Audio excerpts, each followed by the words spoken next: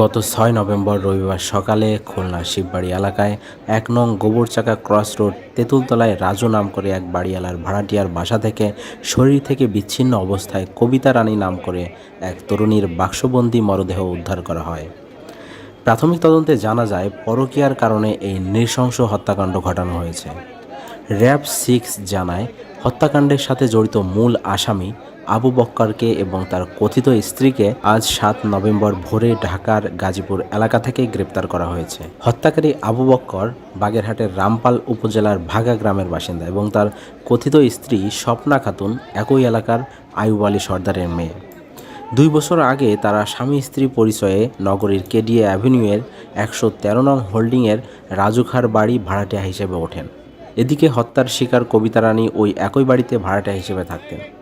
কবিতা রানীর মায়ের নাম শেফালি বেগম। কবিতা রানী খুলনা সিটি কর্পোরেশনের 18 নং ওয়ার্ডের সোনাডাঙ্গা থানার বাসিন্দা। জানা যায় আবু বক্কর নগরীর 5 নং ঘাটের আল আকসা ট্রান্সপোর্ট এজেন্সিতে ম্যানেজার পদে কর্মরত ছিলেন। রবিবার সকালে তিনি কর্মস্থলে না যাওয়ায় এবং তার মোবাইল ফোন বন্ধ পাওয়ায় সহকর্মীরা তাকে বাসায় খুঁজতে যান। বাসাটি তালাবদ্ধ অবস্থায় দেখতে পাওয়ায় এক পর্যায়ে তারা জানালা দিয়ে বিছানায় একটি বাক্স এবং আশেপাশে রক্ত দেখতে পাওয়ায় তারা পুলিশকে খবর দেয়। পুলিশ ঘটনাস্থলে পৌঁছে কবিতা রানীর মাথা পলিথিনে মোড়ানো অবস্থায় পান এবং শরীরের বাকি অংশ একটি কাঠের বাক্সের মধ্যে পান। এ সময় সেখান থেকে হত্যার সময় ব্যবহৃত বেশ কিছু আলামত পুলিশ উদ্ধার করে। আজ সোমবার র্যাব সংবাদ মাধ্যমে জানান আবু বক্কর তার কথিত স্ত্রী স্বপ্নাকে বিয়ে না করে স্বামী স্ত্রী পরিচয় দিয়ে ওই বাড়িতে থাকতেন, যা তার কথিত স্ত্রী স্বপ্না খাতুন স্বীকার করেছেন। একই বাড়ির ভাড়াটিয়া কবিতা রানীর সঙ্গে আবু বক্করের পরকীয়ার সম্পর্ক ছিল। তারই জের ধরে তাদের মধ্যে বহুদিন শারীরিক সম্পর্ক হয়ে আসছিল। গত রবিবার কবিতা রানীর সঙ্গে আবু বক্করের শারীরিক সম্পর্ক হওয়ার পর তাদের মধ্যে কিছু একটা বিষয় নিয়ে কথা কাটাকাটি হচ্ছিল। তখন কবিতা রানী উচ্চস্বরে কথা বলার জন্য আবু বক্কর তাকে বারবার নিচু স্বরে কথা বলার জন্য হুঁশিয়ারি করলেও তিনি তা শোনেননি। এক পর্যায়ে ক্ষিপ্ত হয়ে আবু বক্কর কবিতা রানীর মুখ টিপে ধরেন এবং যতক্ষণ পর্যন্ত কবিতা রানীর মারা না গিয়েছিলেন ততক্ষণ পর্যন্ত মুখ ও গলা টিপে ধরে রাখেন। এক পর্যায়ে কবিতা রানী নিস্তেজ হয়ে পড়লে তার মৃতদেহ লুকিয়ে ফেলার উদ্দেশ্যে বটি দিয়ে মাথাটি কেটে পলিথিনে মুড়িয়ে রাখেন এবং শরীরের বাকি অংশ একটি কাঠের বাক্সের মধ্যে ঢুকিয়ে রাখেন। কিন্তু কোনোভাবে মৃতদেহটি লুকাতে না পেরে মৃতদেহটি ঘরের মধ্যে রেখেই আবু বক্কর তার স্ত্রীকে নিয়ে ঢাকার গাজীপুরে পালিয়ে যান। এরপর র্যাব 6 তাকে এবং তার স্ত্রীকে সেখান থেকে ধরতে সক্ষম হন। ঘটনাটি অত্যন্ত দুঃখজনক এবং লোমহর্ষক। এই তার প্রাথমিক জিজ্ঞাসাবাদে সে স্বীকার করে যে এই তরুণীর সাথে তার বেশ কয়েকদিন আগে পরিচিত হয়। তো গত 5 তারিখ কিংবা গত রাতে সে বাংলাদেশ ব্যাংকের মোড় থেকে তাকে নিয়ে আসে, তার বাসাতে নিয়ে আসে। তখন তার সাথে তার দৈহিক সম্পর্ক হয়। শারীরিক সম্পর্ক হওয়ার এক পর্যায়ে তাদের মধ্যে বাদানুবাদ সৃষ্টি হয়। তারা দুজনে যখন উচ্চস্বরে কথা বলতেছিল তখন সেই তরুণকে কণ্ঠস্বর উঁচু করার জন্য সে অনুরোধ করে। পরবর্তীতে তরুণী যখন মোটা গলায় কথা বলছিল তখন তার মুখ চেপে ধরে এবং তার মৃত্যুর উদ্দেশ্যে, তাকে মারার উদ্দেশ্যে প্রায় 5 থেকে 7 মিনিট তার গলা, নাক, মুখ সব কিছু বন্ধ করে রাখে। তো এক পর্যায়ে দেখা যায় যে সে নিস্তেজ হয়ে পড়ে এবং জিহ্বা বের করে এবং চোখের আকৃতি বড় করে ফেলে। তখন সে নিশ্চিত হয় যে সে মৃত্যুবরণ করেছে। তখন তার সেই মৃত্যুদেহটাকে ঢোকানোর জন্য তার বিভিন্ন বন্ধুদের সাথে রাতে প্রায় 2 ঘন্টা পর্যন্ত আলোচনা করে, সলা পরামর্শ করে।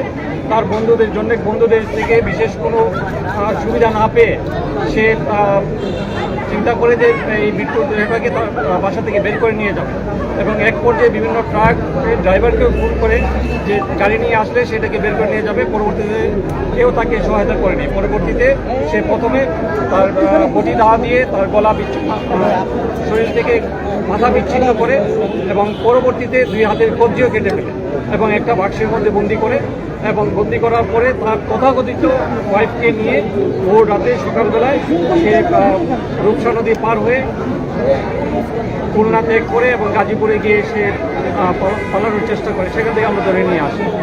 তো আমরা তার বিরুদ্ধে অলরেডি মামলা রুজু হয়েছে।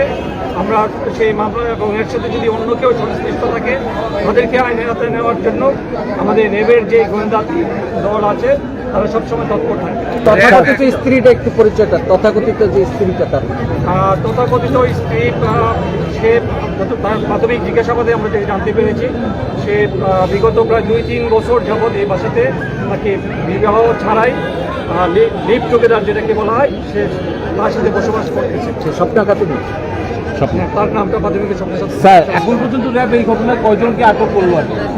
আমরা এই ঘটনার সাথে সরাসরি সম্পৃক্ত আবু বকরকে প্রাথমিকভাবে পেয়েছি, আর অন্যান্যদেরকে আমরা জিজ্ঞাসাবাদ করছি, আর তাদের সংশ্লিষ্টতা এখন আমাদের কাছে উজ্জ্বল হয়নি। স্যার, যেটা হচ্ছে গিয়ে হত্যার উদ্দেশ্যটা আরেকটু পরিষ্কার করবেন, বাদানুবাদটা আসলে কি নিয়ে হয়েছিল, হত্যার উদ্দেশ্যটা কি? তাকে সে তার সাথে প্রথমে শারীরিক সম্পর্ক স্থাপন করে, তারপরে শারীরিক সম্পর্ক স্থাপনের ক্ষেত্রে কোথাও কোনো একটা বিষয় নিয়ে বাদানুবাদ সৃষ্টি হয়, তখন তাকে নিশ্চুপ করার জন্য, এবং সে বুঝতে পেরেছিল যে সে তার সাথে সে অনৈতিক সম্পর্ক স্থাপন করেছে, আশেপাশের লোক হয়তো বা জেনে যাবে, এই জন্য তাকে সে যেন ধরা যেন না পড়ে, এই জন্য তাকে তার মৃত্যুটা নিশ্চিত করে। দেখেন, এই বিষয়ে তাকে আমি ব্যাপক জিজ্ঞাসাবাদ করেছি। প্রাথমিকভাবে সে যে জিনিসটা বলেছে যে তার তথাকথিত ওয়াইফ তাকে নিয়ে ফেলাতে সে চেষ্টা করেছিল, বাট একদম এই রূপসা নদী পার হওয়ার পূর্ব পর্যন্ত সেই তার তথাকথিত ওয়াইফকে সেই বিষয়টা সে প্রকাশ করেনি। সুতরাং প্রাথমিকভাবে পরিলক্ষিত হয় যে এই ঘটনার সাথে তার তথাকথিত ওয়াইফ যে স্বপ্না বেগম, তার কোনো সংশ্লিষ্টতা পাওয়া যায় না। স্বপ্না এখন কোথায়? আপনাদের হেফাজতে আছে কিনা?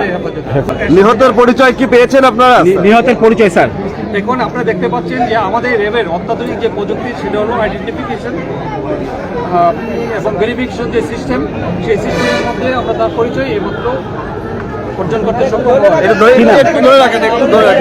আপনারা নিতে পারেন যে কবিতা রানী, তারপরে ফাদার নেম কালীপদ বাহার মাদান, মায়ের নাম শেফালি বেগম, তারপর জন্ম তারিখ 14/5/1989, তার NID নাম্বার দেওয়া আছে, তারপরে রিলিজিয়ন দেওয়া আছে মুসলিম, ডিভিশন খুলনা, উপজেলা Sonadanga, ward number 18, Khulna city corporation, post office Khulna city corporation, এবং এডিশন বাকি জিনিসটা আপনারা হয়তো বা